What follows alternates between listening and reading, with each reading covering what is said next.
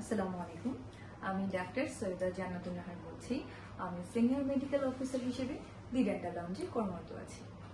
আজকে আমি আপনাদের সাথে যে বিষয় নিয়ে শেয়ার করব সেটি হচ্ছে বাচ্চাদের দুধ দেরি ওঠার কারণ।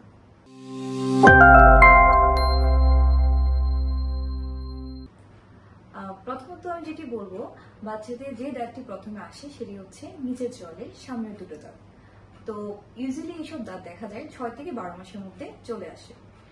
তো আমাকে অনেক মা বাবা জিজ্ঞেস করেন, আমার বাচ্চার দাঁত উঠছে না, 6 মাস, 7 মাস, 8 মাস এরকম সময় যাচ্ছে কিন্তু দাঁত উঠছে না। সেই ক্ষেত্রে আমি আপনাদের কয়েকটি কারণ বলবো। প্রথমত যেটি হচ্ছে জিনগত সমস্যা। তো যেসব বাচ্চাদের জিনগত সমস্যা দেখা যায় তাদের মা বাবাদেরও জিনগত সমস্যা ছিল। তো সেসব বাচ্চাদের ক্ষেত্রে দাঁত উঠতে দেরি হবে, তারা হামাগুড়ি দিতে দেরি করবে, তাদের হাঁটতে দেরি হবে, ইভেন তাদের দাঁত পড়তেও দেরি হবে। দ্বিতীয়ত আমি আপনাদের যে সমস্যাটি বলবো সেটি হচ্ছে বাচ্চাদের ভিটামিন ডি এর অভাব অথবা ক্যালসিয়ামের অভাব। তৃতীয়ত আমি আপনাদের যে বিষয়টি বলবো সেটি হচ্ছে প্রিম্যাচিউর বেবি। প্রিম্যাচিউর বেবি বলতে আমরা বুঝি, দেখা যায় বাচ্চাদের নর্মালি মায়ের পেটে 40 সপ্তাহ থাকতে হয়। তো কিছু সমস্যা জটিলতার কারণে বাচ্চাদের ওই সময়ের আগেই জন্ম নিয়ে নিতে হয়। তো তাদেরকে আমরা প্রিম্যাচিউর বেবি বলে থাকি। তাদের বিভিন্ন হরমোনাল সমস্যার কারণে তাদের দাঁত উঠতে দেরি হবে। তো বাচ্চাদের 6 থেকে 12 মাসের মধ্যে চলে আসে প্রথম দুধ দাঁতটি।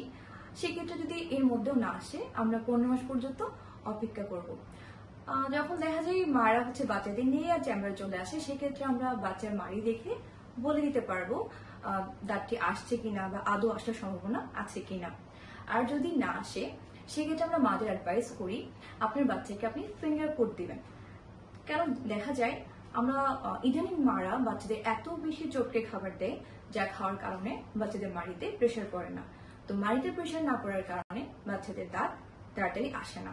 সেক্ষেত্রে আপনি কি করতে পারেন, আপনার বাচ্চাকে আপেল অথবা নাশপাতি অথবা একটু পেয়ারা একটু ফ্রিজে রেখে ঠান্ডা করে ফিঙ্গার হিসেবে, ফিঙ্গার ফুড যেটা আমরা বলি, ফ্রেঞ্চ ফ্রাইয়ের সমান করে ওটা দিতে পারেন।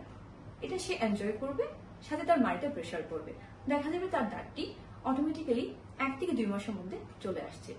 সেই ক্ষেত্রেও যদি না আসে, 15 মাস পার হয়ে গেল, তখন এটা খুবই রেয়ার। আমি যেটা এখন বলতে যাচ্ছি সেটা হচ্ছে আমাদের একটু অ্যানেস্থেসিয়া দিয়ে, একটু অবশ করে ইনসিশন দিয়ে আমরা দাঁতটাকে ওঠার ব্যবস্থা করে দিই। আজ এই পর্যন্তই। আপনাদের মুখ ও দাঁতের সচেতনতা বৃদ্ধির লক্ষ্যে আমরা দি ডেন্টাল লাউঞ্জ সবসময় আপনাদের পাশে আছি। আল্লাহ হাফেজ, ভালো থাকবেন। আসসালামু আলাইকুম।